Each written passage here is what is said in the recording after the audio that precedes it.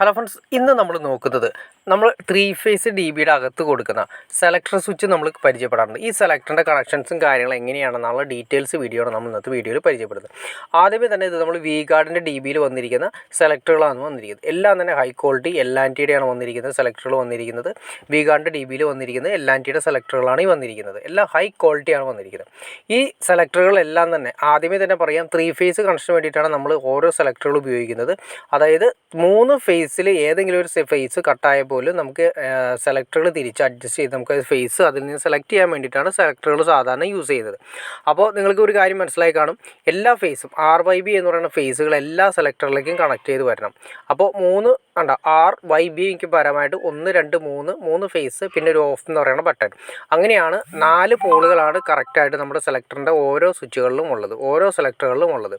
ഒന്നാമത്തെ സെലക്ഷനിലാണെങ്കിൽ ഒന്നാമത്തെ ലെവലിലേക്ക് നമ്മളിട്ട് ഒന്നാമത്തെ ഫേസ് R എന്ന് പറയുന്ന ഫേസ്, രണ്ടാമത്തേത് Y എന്ന് പറയുന്ന ഫേസ് 2ലേക്ക് ഇട്ടു, മൂന്നാമത്തെ ഫേസ് ബ്ലൂ എന്ന് പറയുന്ന ഫേസ് 3ലേക്ക് ഇട്ടു. ഇങ്ങനെയാണ് സാധാരണ നോർമൽ ലെവലിൽ നമ്മൾ ഡി ബിയുടെ അകത്ത് വരുന്നത്, RYB എന്ന് പറയുന്ന ഫേസ്. ഇത് നമ്മൾ സാധാരണ എന്തെങ്കിലും കംപ്ലയിൻറ്റ്, ഏതെങ്കിലും ഒരു ഫേസ് കാര്യങ്ങൾ കംപ്ലയിൻ്റ് ആകുമ്പോൾ ജസ്റ്റ് മാറ്റിയിടും. ഇനി ഇതിൻ്റെ ബാക്ക് സൈഡ് നമുക്കൊന്ന് പരിചയപ്പെടാം. അതായത് സെലക്ടറിൻ്റെ ബാക്ക് സൈഡ് കണ്ടോ, നിങ്ങൾ കാണുന്ന പോലെ തന്നെ ഒറ്റ ഫേസ്, അതായത് 3 ഫേസ് കണ്ടോ, RYB എന്ന് പറയുന്നത് 3 ഫേസ് 3 വയർ തന്നിരിക്കുന്നത് കാണാൻ സാധിക്കും. 10 സ്ക്വയർ വയറാണ് വന്നിരിക്കുന്നത്. അത് നേരെ RCCBയുടെ ഔട്ടാണ് ഈ പറയുന്ന സെലക്ടറിലേക്ക് ഇന്നായിട്ട് കയറുന്നത്. RCCBയുടെ ഔട്ട് സെലക്ടറിൻ്റെ ഇന്നിലേക്ക് കയറി ആ വരുന്ന 3 വയറുകൾ എല്ലാ സെലക്ടറിലേക്കും പോയിരിക്കുന്നത് കാണാൻ സാധിക്കും. എല്ലാ സെലക്ടറിലും പോയാലേ മാത്രമേ നമുക്ക് അതിൽ നിന്ന് സെലക്ട് ചെയ്തെടുക്കാൻ സാധിക്കുള്ളൂ. ഏതെങ്കിലും ഫേസ് കട്ടായ അടുത്ത ഫേസ് മാറ്റി ഉപയോഗിക്കാൻ വേണ്ടിയിട്ടാണ് ചെയ്തിരിക്കുന്നത്. ഇനി നമ്മൾ നോക്കിക്കഴിഞ്ഞാൽ അറിയാൻ പറ്റും, ഓരോ സെലക്ടറിനും സെപ്പറേറ്റ് ഔട്ടുകളാണ് വന്നിരിക്കുന്നത്. ആദ്യത്തെ ഫേസ് നോക്കി അറിയാൻ പറ്റും, ഒന്നാമത്തെ ഫേസ് റെഡ്, രണ്ടാമത്തെ ഫേസ് യെല്ലോ, മൂന്നാമത്തെ ഫേസ് ബ്ലൂ. ഒരു കാര്യം ശ്രദ്ധിക്കണം വെച്ചാൽ, നമ്മൾ ഈ സെലക്ടറിൻ്റെ സ്വിച്ച് ഈ പറയുന്ന വയറുകൾ കണക്ട് ചെയ്തിരിക്കുന്നത് നമ്മൾ ഡി ബിയിൽ സെലക്ട് നമ്മൾ കൊടുക്കുന്നതിന് മുന്നേ എല്ലാ നെറ്റ് ബോൾട്ടുകളും കറക്റ്റ് ടൈറ്റ് ചെയ്തിരിക്കണം. അതിൻ്റെ ആ പറയുന്ന റോഡുകളെല്ലാം തന്നെ ടൈറ്റ് ആണോ എന്ന് നമ്മൾ വ്യക്തമായിട്ട് നോക്കിയിരിക്കണം. അല്ലെങ്കിൽ ലൂസ് കോൺടാക്റ്റ് ഉണ്ടാവാനുള്ള ചാൻസ് ഉണ്ട്. അതായത് ടൈറ്റ് കറക്റ്റ് കാര്യങ്ങളല്ലെങ്കിൽ, അത് സ്ക്രൂ കാര്യങ്ങൾ ടൈറ്റ് കറക്റ്റ് അല്ലെങ്കിൽ ലൂസ് കോൺടാക്റ്റ് ഉണ്ടാവും. ലൂസ് കോൺടാക്റ്റ് ആയി കഴിഞ്ഞാൽ പതുക്കെ കത്ത് പിടിക്കാനും, അതായത് സ്പാർക്ക് ഉണ്ടാവാനുള്ള ചാൻസ്, സ്പാർക്ക് ഉണ്ടായി കഴിഞ്ഞാൽ ചിലപ്പോൾ ഹൈ ആംബിയറിൽ സ്പാർക്ക് ഉണ്ടാവണമെങ്കിൽ ചിലപ്പോൾ ഡി ബി കത്ത് പിടിക്കാനുള്ള ചാൻസസ് കൂടുതലാണ്. അപ്പോൾ ഈ സെലക്ടറിൻ്റെ എല്ലാ ബോൾട്ടുകളും നെറ്റ് ബോൾട്ടുകളും നമ്മൾ കണക്ട് ചെയ്യുന്ന എല്ലാം തന്നെ ടൈറ്റ് ചെയ്ത് വെച്ചിട്ടുണ്ടോ എന്ന് കറക്റ്റായിട്ട് അറിഞ്ഞിരിക്കണം. എല്ലാ സാധനങ്ങളും എല്ലാ നെറ്റ് ബോൾട്ടുകളും ടൈറ്റ് ചെയ്ത് വയ്ക്കുക.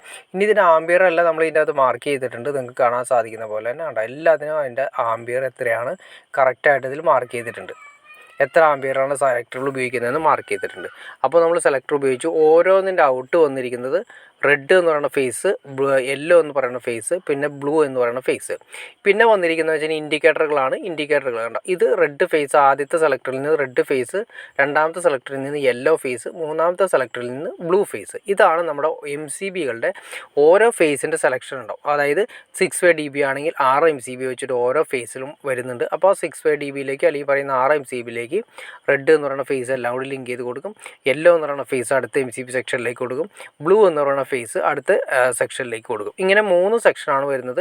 അപ്പോൾ 3 സെക്ഷനിൽ നമ്മൾ നേരത്തെ പറഞ്ഞു 6 വേ DB ആണെങ്കിൽ 6 MCB വെച്ചിട്ട് 6 18 MCB 18 സർക്യൂട്ട് നമുക്ക് കൊടുക്കാവുന്ന ഓപ്ഷനാണ് ഉള്ളത്.